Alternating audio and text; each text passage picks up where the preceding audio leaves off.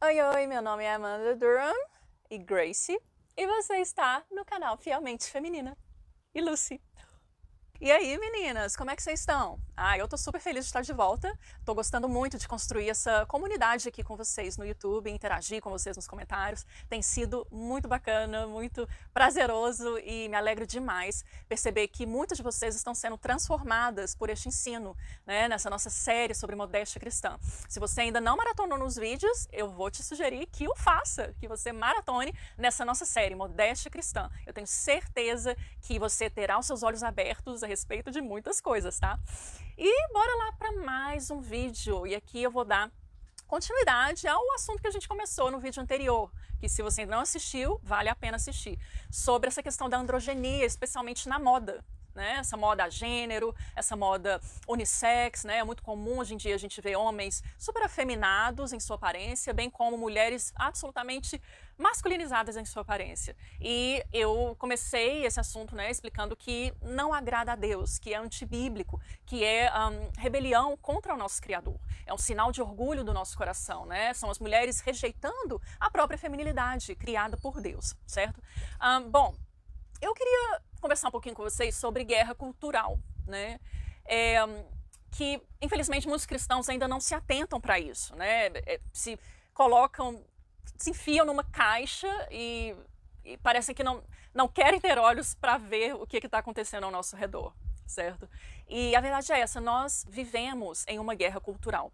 E a guerra cultural nada mais é do que a guerra espiritual materializada no plano físico. E o que a gente vê hoje em dia é esse ataque feroz à feminilidade, à masculinidade, às famílias. Então, por isso que eu considero tão importante esse assunto da modéstia, porque definitivamente não é uma questão apenas de vestes, é uma questão de mente e uma questão de coração. Romanos 12:2 ensina a gente a não nos conformarmos com os padrões deste mundo, a não deixarmos que nossa mente seja moldada pelas coisas do mundo, pelos ensinos dos ímpios.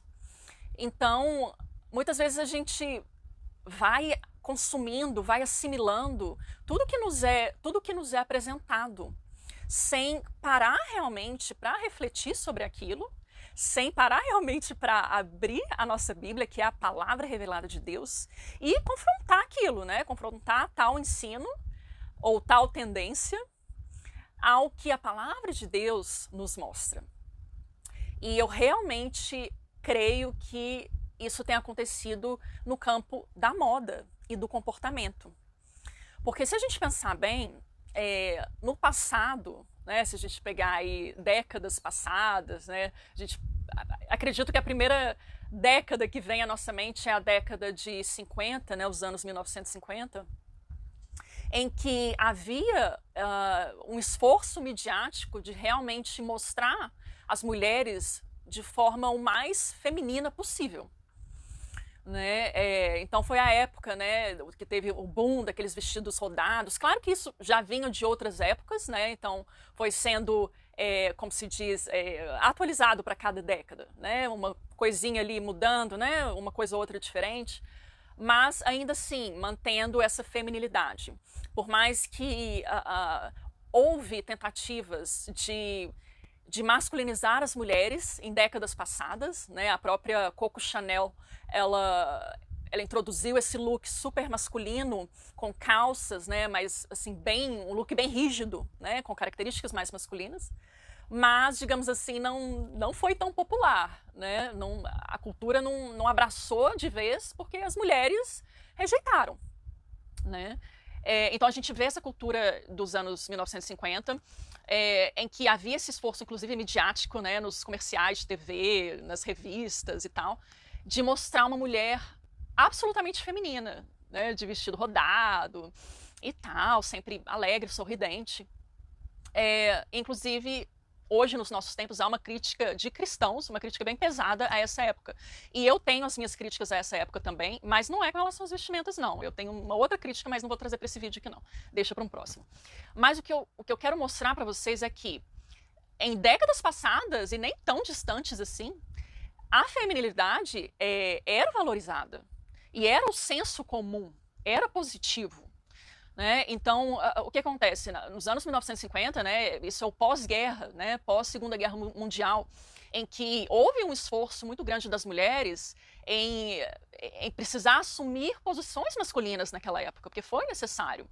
Então, elas chegaram a trabalhar em fábricas, né, inclusive de produção bélica, né, fabricação de armas, inclusive crianças também tiveram que trabalhar. Então, foi uma época atípica por causa da guerra, né, um tempo muito sofrido. Agora, no período pós-guerra, que inclusive no Brasil foi chamado de Anos Dourados, as mulheres foram encorajadas a voltar para os seus lares, né, e assumirem ali as suas posições principais, né, as mais importantes ali de esposa, de mãe, de dona de casa, e vestidas de mulheres, certo? Não masculinizadas de forma alguma. Então isso era o senso comum, esse era o senso comum. Hoje, o que acontece? Essas mulheres são tidas como estereótipos. E dizer que algo é um estereótipo, você, na verdade, tá criticando de forma pejorativa mesmo. Né? Eu acredito que muitas pessoas, na verdade, elas querem dizer que é um arquétipo de mulher. É um arquétipo feminino, e não um estereótipo feminino. Mas eu diria que talvez a maioria queira se referir a essas mulheres de forma pejorativa mesmo, como um estereótipo, que é algo negativo, né? Que é algo muito reducionista, como se fossem mulheres vazias, né? Que só se preocupassem com o vestido rodado, sabe? A mulher do vestido rodado, a mulher perfeita, dondoca, meio burrinha. Esse é o estereótipo, tá?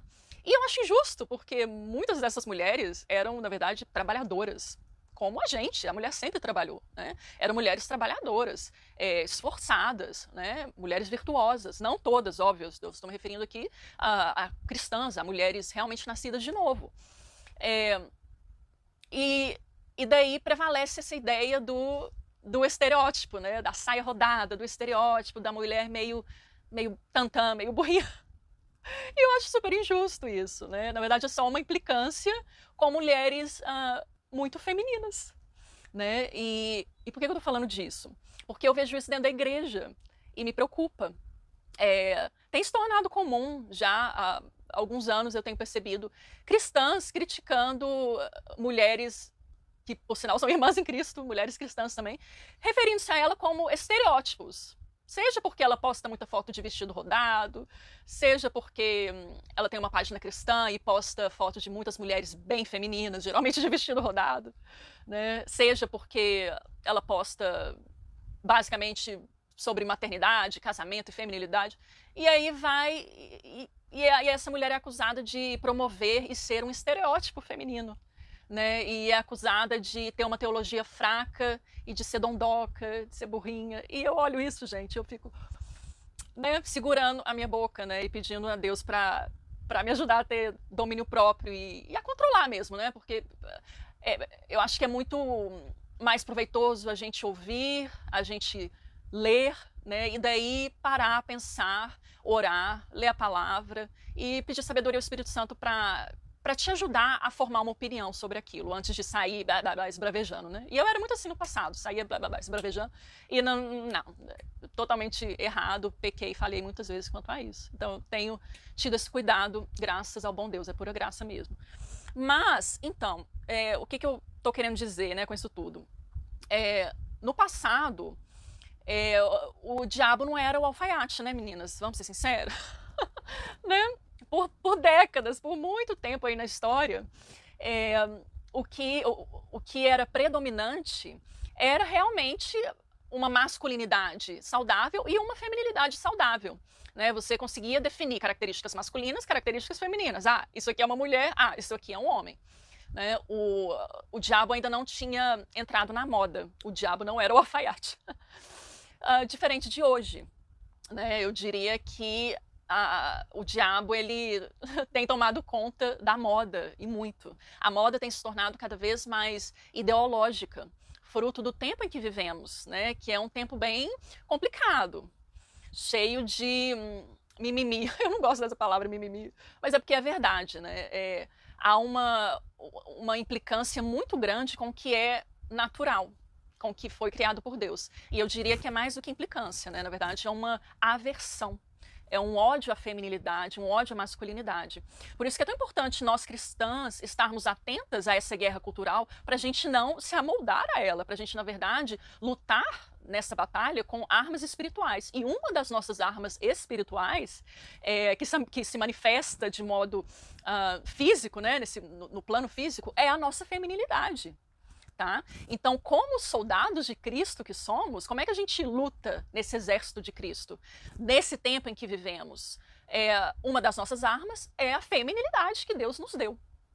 Por isso que eu, particularmente, eu procuro me apresentar de forma o mais feminina possível, sabe? Porque é importante para esse tempo. É importante a gente se posicionar dessa forma no tempo em que vivemos. E aqui eu nem me refiro só a usar vestidos, tá? Eu uso calças também, mas eu sempre tenho esse cuidado de adicionar mais elementos femininos à minha composição quando eu estou de calças. Mas ainda assim, as minhas vestes preferidas são vestidos e saias. Além de eu achar mais confortável, são as peças mais femininas que a gente tem na nossa cultura. Então, por isso que eu amo usá-las. Né? Sempre observando, claro, os outros ensinos, né, que eu já passei para vocês, com relação a não fazer um espetáculo de nós mesmas, né? A não usar vestidos justíssimos, que aí dá vazão à carne, né? À sensualidade.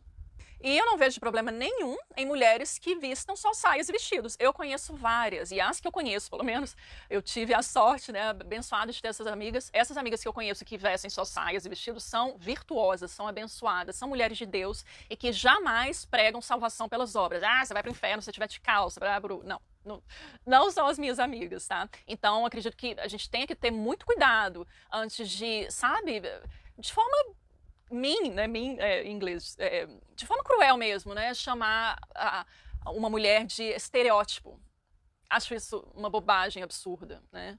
E é engraçado que, geralmente, quem acusa uma outra mulher de ser um estereótipo, pela simples aparência super feminina que ela exala, né? Geralmente fecha os olhos, faz vista grossa para a sensualidade. Não se importa, geralmente está lá usando biquíni, né? Ou não acha nada demais quem usa biquíni, quem usa vestido justo ou calça justa, calça skinny, né, que marca ali tudo, não tá nem aí, acho que tudo bem, super bíblico. Mas a irmã que tá de vestido rodado é um estereótipo. E a que tá vestindo também de forma absurdamente masculinizada, ela é estilosa, né, aí é estilo. Entende, meninas? Então, é algo que a gente precisa prestar atenção, né, e evitar essas guerrinhas bobas dentro da igreja. Eu acho que a igreja ela deveria ser muito mais intencional no ensino da modéstia, né? Que aí deveria incluir a modéstia que nasce no coração, e aí passando pelo pecado da sensualidade, da lascívia, né? Dessa questão de a gente estar se amoldando ao mundo, à cultura de forma tão forte, tão nociva, né? Em vez de a gente influenciar o mundo está nos influenciando, né? E daí também ensinar essa questão da androginia, o perigo disso, né? Mulheres masculinizadas e homens efeminados. E, gente, isso é muito sério, tá? É muito sério. Porque o que tem de homem cristão que tá, assim, absolutamente efeminado, sabe? E que é casado, né? Os irmãos casados e tal, muitos pastores até conhecidos. Geralmente, quanto mais famoso o pastor fica, mais vaidoso ele fica, né? A vaidade da aparência, que é um pecado mais comum entre as mulheres. E aí, muitos homens caindo nesse pecado. Mas aí por quê? Porque eles estão se tornando efeminados. Vestindo calça apertadinha, né? Marcando tudo ali que você vai me desculpar, eu não quero ver, né? Não quero ver o que você está marcando aí com sua calça apertadinha, irmão, né, pastor? Vamos mudar isso daí, né? E daí é complicadíssimo isso, né? E as mulheres, mesma coisa, assumindo uma posição masculina que aí acaba obrigando essas mulheres a adotar isso nas vestes também. O que eu quero dizer com isso? Acho que não é novidade para a maioria de vocês que eu sou contra o pastorado feminino. Né? Acho que eu já mencionei aqui em outros vídeos, mas quem me segue no Instagram certamente sabe disso. Então, o que eu vejo são muitas pastoras que não deveriam ser pastoras. E só abrir um parênteses, eu conheço muitas pastoras, eu vim meu background é pentecostal, amo meus irmãos pentecostais, tá? Amo essas pastoras, tenho contato com muitas delas ainda, mas eu não posso concordar com o que não é bíblico. Né? Então eu sei que essas mulheres são usadas por Deus, mas elas estão assumindo uma posição que não é delas, uma função que não foi dada a elas, mas sim aos homens, tá? Então, tá, fechei o parênteses. Então, o que eu vejo são muitas pastoras, muitas dessas pastoras, que aí estão lá no púlpito, né, pregando para a igreja toda num domingo e assumindo aquela posição masculina, né, que não é dela.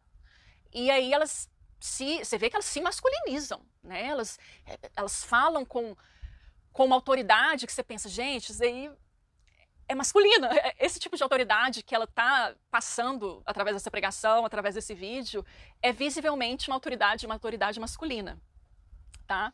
Que foi dada ao homem lá em Gênesis, ok? E daí você vê a necessidade dessas mulheres de, muitas vezes, abrirem mão do vestido, abrirem mão de uma aparência mais feminina, mais doce, porque ela está se masculinizando no comportamento. Então não casa, não dá match, entendeu? E a mesma coisa acontecendo com os homens. Você vê pastores se amoldando tanto à cultura, se amoldando tanto ao mundo, que aí eles muitas vezes se acovardam de pregar a verdade, de confrontar a igreja com que, sabe, de falar o que a igreja de Cristo precisa ouvir, né? E aí com medo de ofender, e muitas vezes com medo de ofender as mulheres especificamente, esses pastores eles se tornam mais dóceis, mais doces no falar e na mensagem pregada também. Eles param de confrontar o pecado e com isso eles se tornam mais efeminados, inclusive na aparência. Eles abrem mão, sabe, da aparência mais viril, mais masculina mesmo, e adotam essa aparência, sabe, essa coisa efeminada, gente, certo? Então isso é a igreja se conformando com a cultura. Isso é muito sério.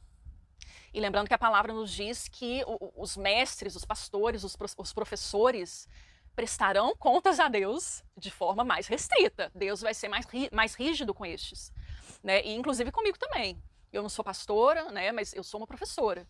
Eu passo ensinos para vocês sobre modéstia, sobre feminilidade bíblica.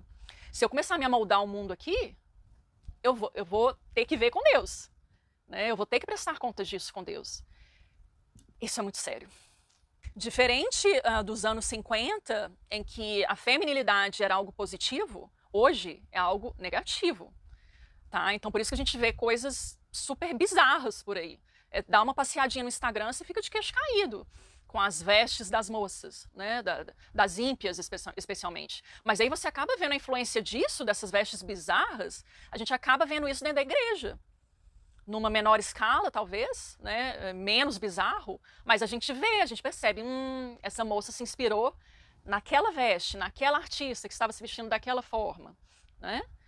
E, ai gente, isso entristece meu coração demais. Falta Bíblia, falta ensino, falta discipulado, sabe? Falta seriedade no discipulado de homens e mulheres, ensinar os homens a serem homens. Porque nos tempos atuais é necessário, é preciso ensinar o homem a ser homem. Pegar a Bíblia, vamos aprender a ser homem, né? Pegar a mulher, pegar a Bíblia, vamos aprender a ser mulher.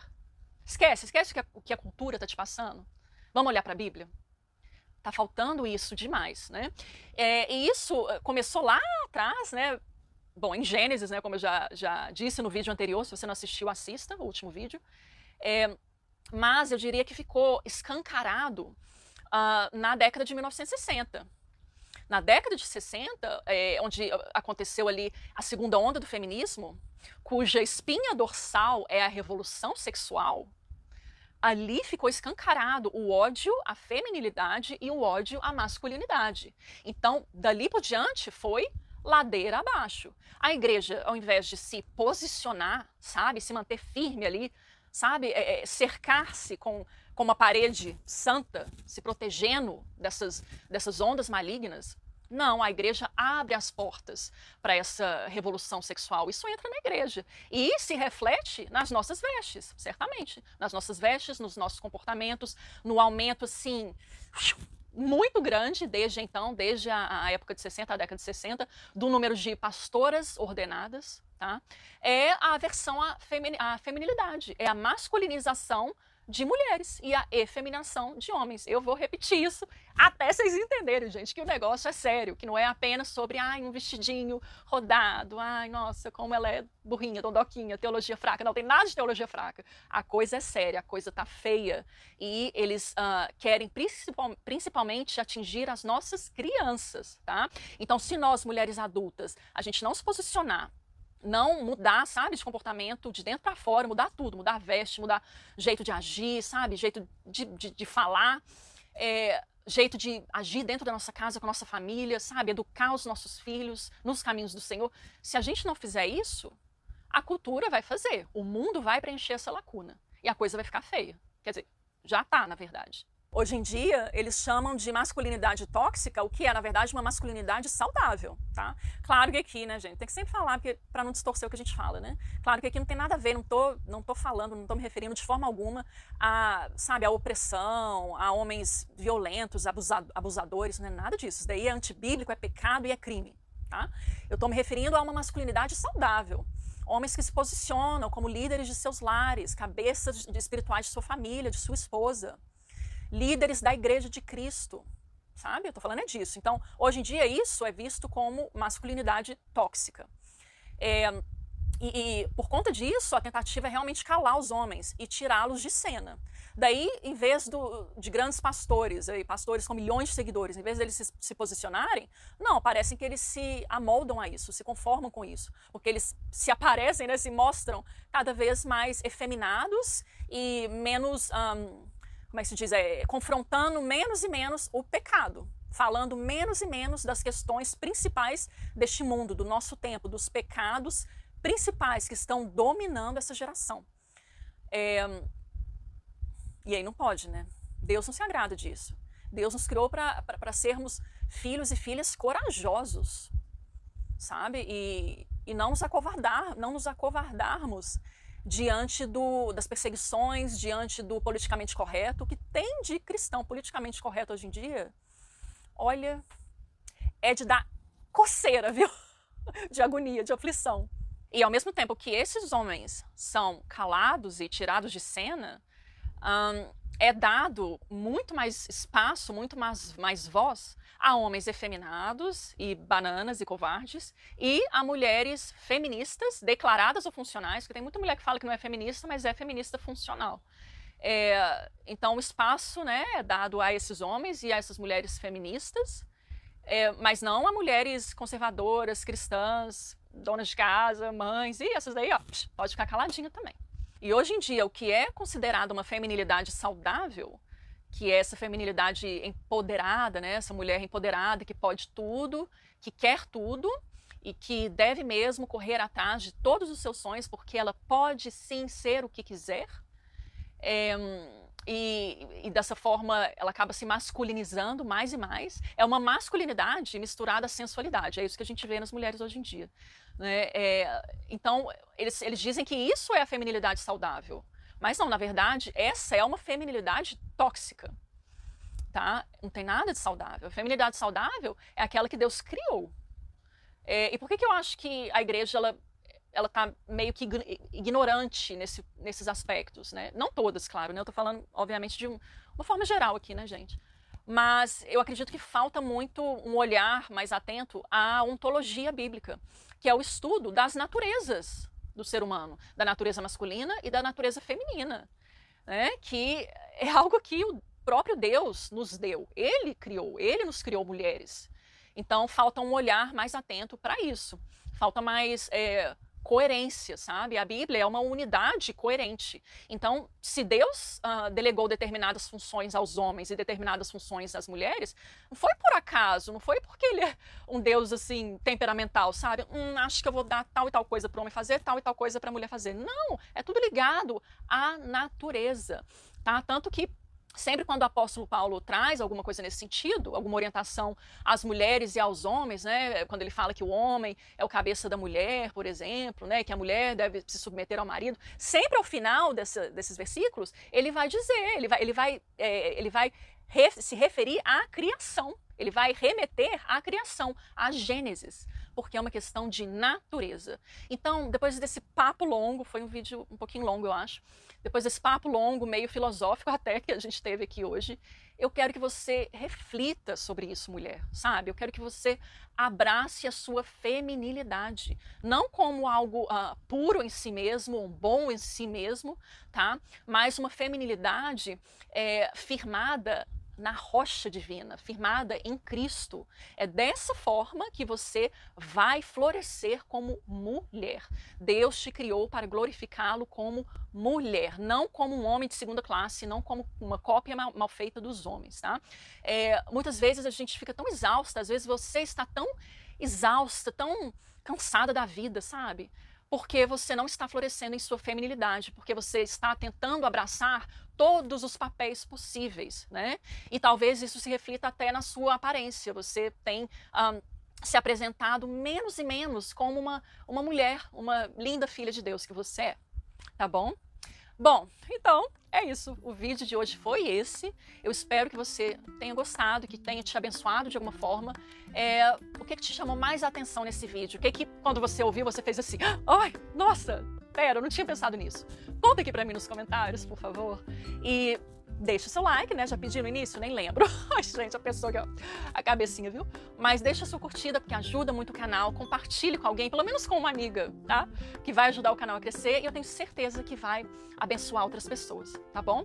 E eu te vejo no próximo vídeo. Tchau, tchau!